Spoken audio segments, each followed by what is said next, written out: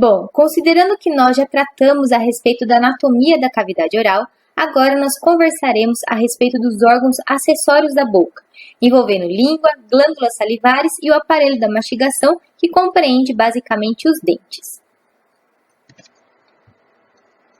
Vamos começar conversando então a respeito da língua. A língua é um órgão musculoso constituído por fibras transversais e longitudinais de músculo estriado esquelético que apresenta grande mobilidade. A língua localiza-se no assoalho da boca entre os ramos da mandíbula, sustentada pelo aparelho ióide, e ela ocupa todo o espaço da cavidade oral propriamente dita. Vale ressaltar que a língua ela está implicada no processo de apreensão do alimento, assim como na mastigação e movimentação do bolo alimentar. Trata-se de uma estrutura ricamente inervada, então ela apresenta sensibilidade para dor, sabor, paladar e temperatura.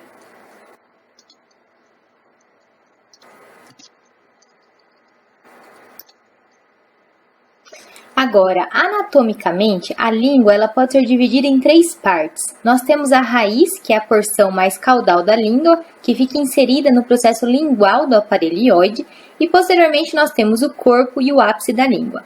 O corpo ele fica preso ao assoalho da boca por meio de um ligamento de tecido conjuntivo, que nós veremos no próximo slide, e o ápice da língua corresponde à parte mais móvel, à parte livre, a porção livre da língua, que geralmente vai apresentar uma borda arredondada.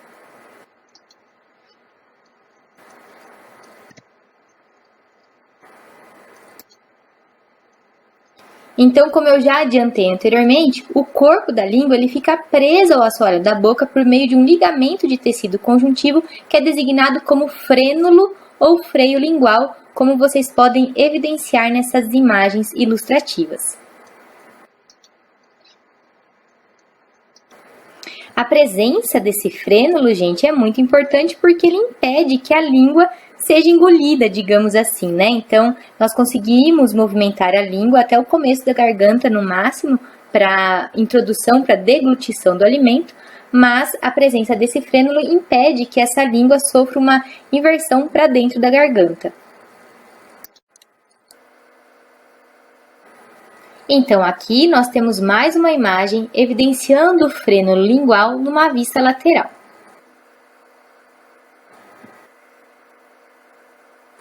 Agora, existem particularidades entre as espécies com relação ao aspecto dorsal da língua. Então, nessa primeira imagem, nós temos a língua de um cão e nessa segunda imagem, a língua de um ruminante. Notem que na língua do cão ocorre um sulco na linha mediana da língua, designado como sulco mediano, enquanto que no ruminante é observado na porção caudal da língua, ou seja, na região da raiz da língua, uma grande proeminência revestida por uma mucosa queratinizada que recebe essa proeminência, recebe a designação de torus lingual.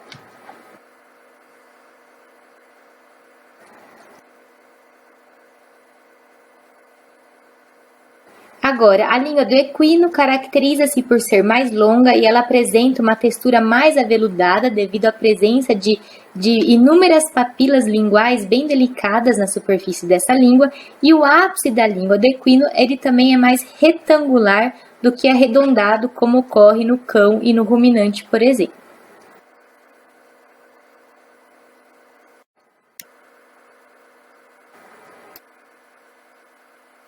Então, nós já vimos anteriormente que a língua é um órgão muscular revestido externamente por mucosa com epitélio estratificado pavimentoso, que tende a ser mais queratinizado em algumas espécies, a exemplo do que ocorre no ruminante. Então, nós conseguimos notar que no ruminante a mucosa ela é mais rígida, devido ao fato de ser mais queratinizada, e isso está implicado no fato de que nos ruminantes eles utilizam a língua para apreensão do alimento. O próprio torus lingual que ocorre na língua do ruminante está implicado no processo da mastigação, uma vez que ele permite o esmagamento do alimento contra o palato duro. Mas em todas as espécies, na mucosa da língua, vão ocorrer projeções que são designadas como papilas linguais. Essas papilas linguais podem ser mecânicas ou gustativas. As papilas linguais mecânicas, geralmente elas são mais queratinizadas, a exemplo das papilas filiformes, enquanto que as papilas linguais gustativas ocorrem associadas a botões gustativos, ou seja, terminações nervosas que garantem o paladar. E essas papilas gustativas, elas vão receber diferentes designações de acordo com seu formato, podendo ser fungiformes, valadas ou folhadas. Vale ressaltar que o número, a quantidade de papilas e distribuição na língua vai variar de espécie para espécie. Agora, uma particularidade com relação à língua dos felinos. Vocês já devem ter notado que a língua dos felinos é áspera, como se houvessem espículas na superfície da língua. Na realidade, tratam-se de papilas filiformes com função mecânica e bem queratinizadas. E essas papilas, elas servem justamente para a própria higiene do gato. Então, o felino ele tem o hábito de se lamber, de pentear o pelo. Então, essas papilas têm essa função mecânica de garantir essa limpeza, garantir a possibilidade de se pentear e se limpar. Além disso, essas papilas com função mecânica, considerando que os felinos são animais caçadores, essas papilas garantem a remoção da carne dos ossos de suas presas, tá? Mas, além dessas papilas filiformes queratinizadas, os gatos também apresentam papilas gustativas e eles são animais extremamente rigorosos com relação ao paladar. O gato é um animal que não aceita qualquer tipo de alimento, qualquer tipo de comida.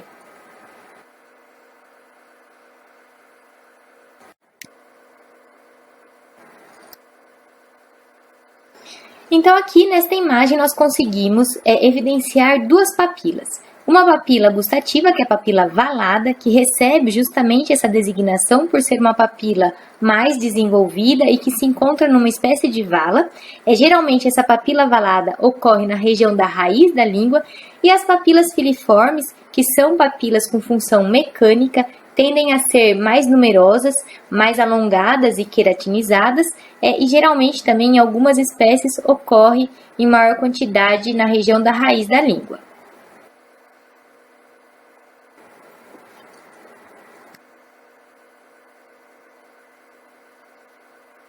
Nesta outra imagem, nós conseguimos visualizar agora duas papilas com função gustativa.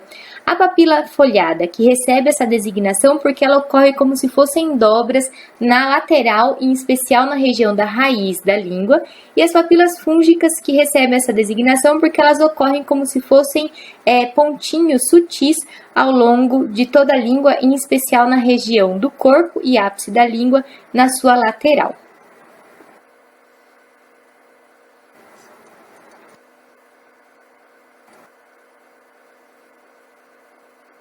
Então, gente, a língua é um órgão acessório de extrema importância para o sistema digestório. Uma vez que ela está implicada, em algumas espécies, na apreensão de alimento e água, ela participa da mobilidade do alimento na boca, possibilitando, então, auxiliando nos processos de mastigação, formação do bolo alimentar e deglutição.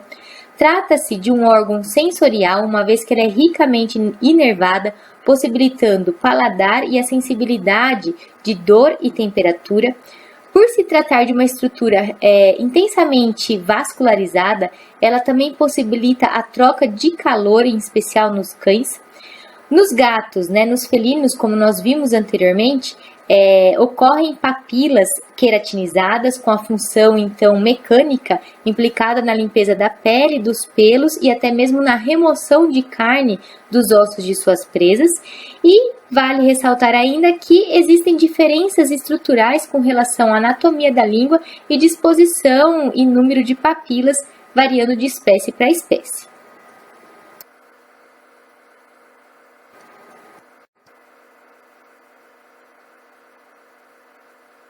Então, aqui, por curiosidade, nós temos as particularidades anatômicas da língua do tamanduá e do sapo.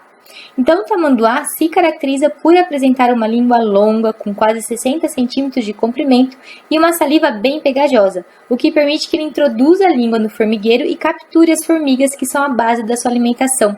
Como o tamanduá não possui dente, ele ingere as formigas sem mastigação. Já o sapo apresenta uma disposição da língua inversa ao que nós discutimos para a maioria dos animais domésticos. Então, enquanto nos animais domésticos a língua apresenta sua raiz fixa e o ápice livre, no sapo isso é o contrário. O ápice encontra fixado no assoalho da boca e a raiz encontra-se livre. Então, no sapo, a língua funciona como se fosse um estilingue. Quando ele visualiza sua presa, um inseto, por exemplo, ele lança a língua, por apresentar também uma saliva pegajosa, essa saliva permite a apreensão dessa presa e, posteriormente, ele traciona a língua, trazendo então esse inseto, a sua presa, em direção à boca.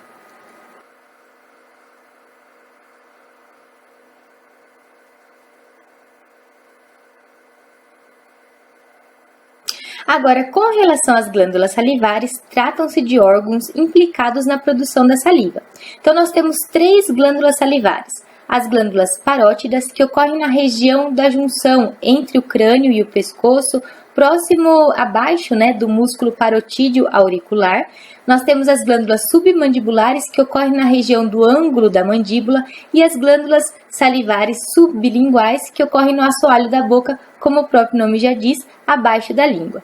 Todas essas glândulas apresentam ductos que se abrem na mucosa que reveste internamente a boca, eliminando então a saliva como produto de secreção dessas glândulas.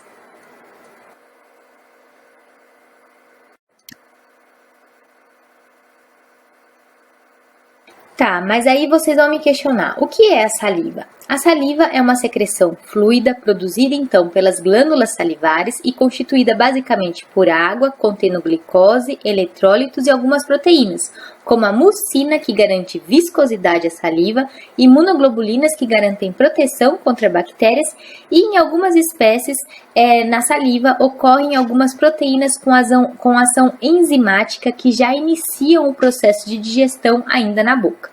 Então, quais são as funções da saliva? Então, a saliva tem como função lubrificar e umedecer a boca, facilita a formação do bolo alimentar, auxiliando no processo de mastigação e movimentação do alimento dentro da boca, favorece a gustação, ou seja, a sensação dos sabores, o paladar. Como eu já disse anteriormente, por possuir imunoglobulinas, atua na proteção contra agentes invasores, e nos onívoros, na saliva, ocorre uma enzima, uma proteína com ação enzimática, que é a amilase, que já inicia a digestão do amido ainda na boca, ou seja, já inicia o processo da digestão.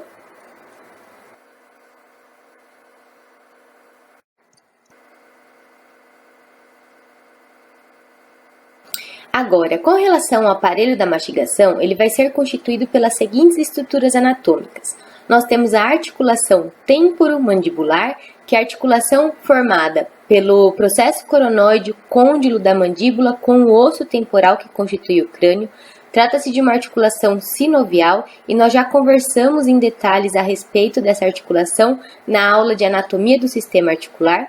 Temos também a musculatura implicada nesse processo de mastigação, com destaque ao músculo masseter, evidenciado nesta imagem, cuja contração garante a mobilidade da mandíbula, e nós já conversamos em detalhes a respeito dos músculos que constituem o crânio na aula específica de anatomia do sistema muscular. Então, nesta aula de anatomia do sistema digestório, nós daremos enfoque ao dente como uma das estruturas que constituem esse aparelho da mastigação.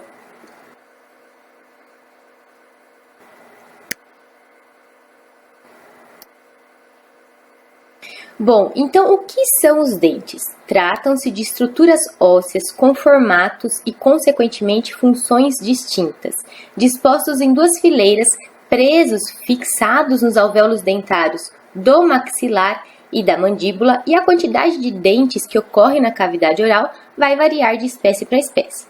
Os mamíferos domésticos se caracterizam por serem heterodontes e difiodontes. O que isso significa? Heterodontes justamente porque eles apresentam dentes com formatos e funções distintas. Então, nós temos os dentes incisivos, canino, pré-molares e molares, e difiodontes porque eles apresentam apenas 2 trocas sucessivas de dente. Então, a primeira dentição é o dente de leite, também dito como dente descido, que depois de uma certa idade ele é substituído pelos dentes permanentes.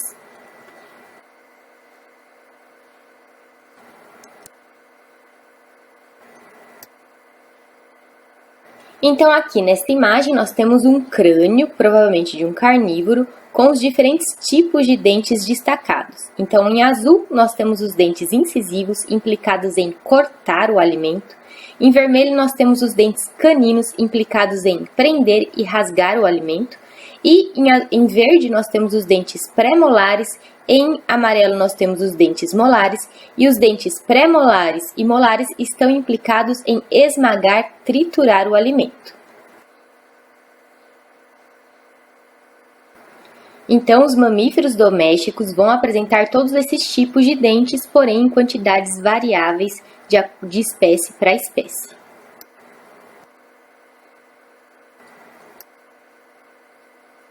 Então, nós já conversamos anteriormente que os mamíferos domésticos são seres difiodontes, ou seja, que apresentam apenas uma troca de dente, ou seja, uma dentição sucessiva ao longo da vida, então substituição do dente de leite pelo dente permanente, mas na natureza também existem seres polifiodontes, que são seres que vão apresentar várias dentições sucessivas ao longo da vida, devido à presença de células-tronco na lâmina dentária. Tá? Os seres humanos também são seres difiodontes.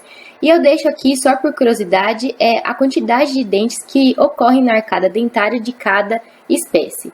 Então, um cachorro vai apresentar 42 dentes, ruminantes 32 dentes, humano também 32 dentes, e no equino existe uma variação entre macho e fêmea. Então, nos machos pode ocorrer de 40 a 44 dentes, enquanto nas fêmeas de 36 a 40 dentes, porque nas fêmeas muitas vezes o dente canino não chega a erupcionar. E essa variação também se deve devido à ocorrência do dente de lobo nos equinos, que nós veremos no próximo slide.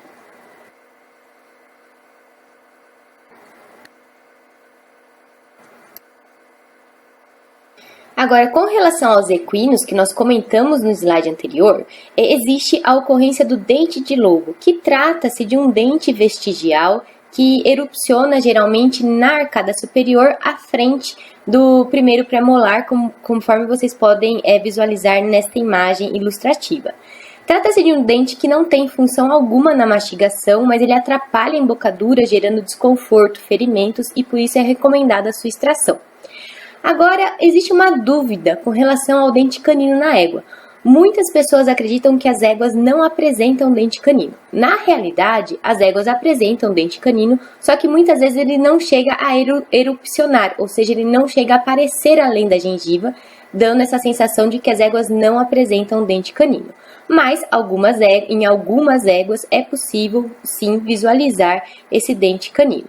Existem alguns ainda que acreditam que éguas que apresentam dente canino são inférteis, mas isso não tem relação nenhuma, tá? O fato do dente canino erupcionar ou não nas éguas não tem relação nenhuma com a fertilidade.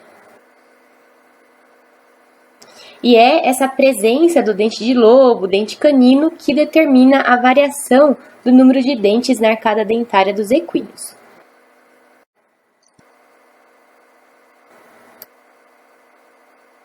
Agora, anatomicamente, os dentes podem ser divididos em três partes. Nós temos a coroa, que é essa parte branca visualizada acima da gengiva, a raiz, que fica inserida no alvéolo dentário e promove, portanto, a fixação do dente no seu alvéolo, sendo que os dentes podem apresentar uma ou mais raízes, e o colo, que é essa região de união entre a coroa e a raiz.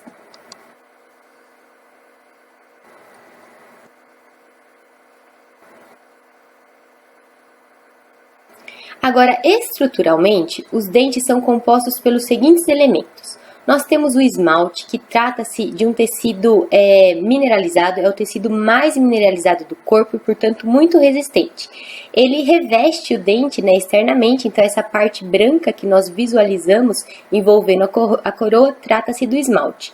Embora ele seja um tecido resistente, ele ocorre como se fosse uma camada muito fina, então ele está sujeito ao desgaste e à ação de bactérias. Então, abaixo do dente existe a dentina, que também é um tecido mineralizado, não tão duro, não tão resistente quanto o esmalte, e uma estrutura avascular. Então, a dentina, ela confere suporte, ela confere apoio ao esmalte. Por ela não ser tão dura, ela também possibilita a absorção de impactos, e A dentina, ela não é tão inervada quanto a polpa, mas ocorrem algumas fibras nervosas na dentina, de modo que a sua exposição pode causar dor. Na região da raiz, a dentina ainda ela é recoberta por um tecido conjuntivo mineralizado avascular chamado de cemento, que juntamente com os outros tecidos ao seu redor constitui o periodonto, que é a estrutura que garante a fixação então do dente no alvéolo dentário. Internamente à dentina nós temos um canal que é preenchido pela polpa dentária. A polpa dentária sim trata-se de um tecido ricamente vascularizado e inervado. Então é ela que garante a manutenção da vitalidade e da viabilidade do dente e quando exposta causa muita dor. Então esses são os elementos que constituem o dente.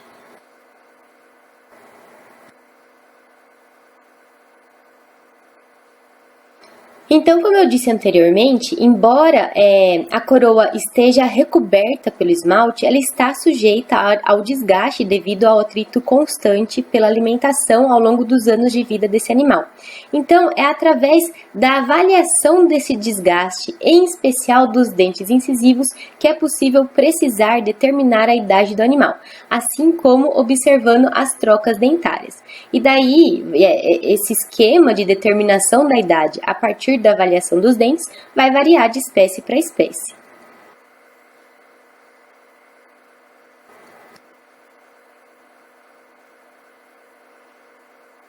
Lembrando ainda que os ruminantes não apresentam dentes incisivos na arcada superior, então, nesse local do palato duro, nos ruminantes, ocorre o pulvino ou almofada dentária, que consiste num acúmulo de gordura recoberto por uma mucosa queratinizada.